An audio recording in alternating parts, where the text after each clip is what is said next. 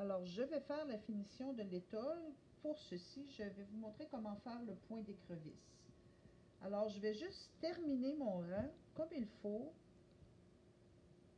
avec une maille serrée, une maille coulée et je vais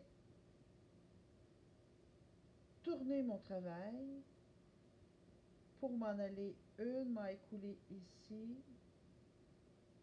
une maille coulée ici, une maille coulée là et je suis prête à commencer le point d'écrevisse. Je vais vous montrer une différence. Regardez bien, il faut que je travaille à reculons. Si je tourne mon travail comme ceci, mon fil se retrouve sur le devant, ce qui va me faire un point pas très joli.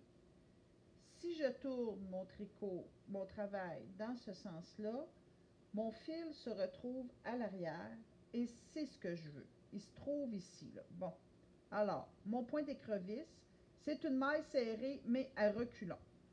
Alors, une maille serrée ici. Une maille serrée. J'en fais deux sous l'arceau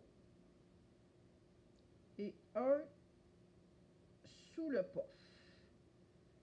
Alors, une maille serrée, je passe ma loupe, je reviens. Alors, je passe sous l'arceau, une jetée, j'ai deux boucles sur mon crochet, je passe à travers comme une maille serrée, deux sous l'arceau. Je recommence une autre fois.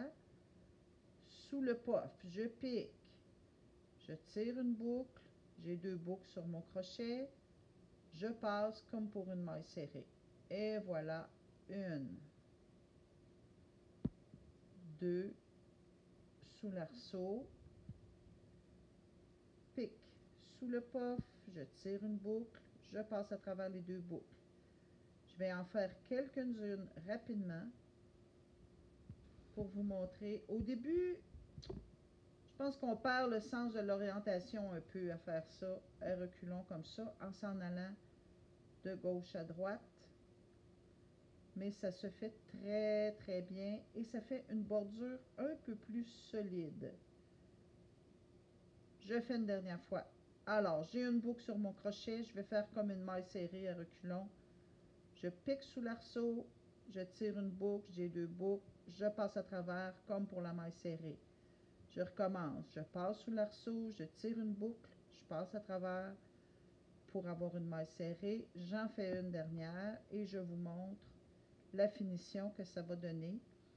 Fait qu'au lieu d'être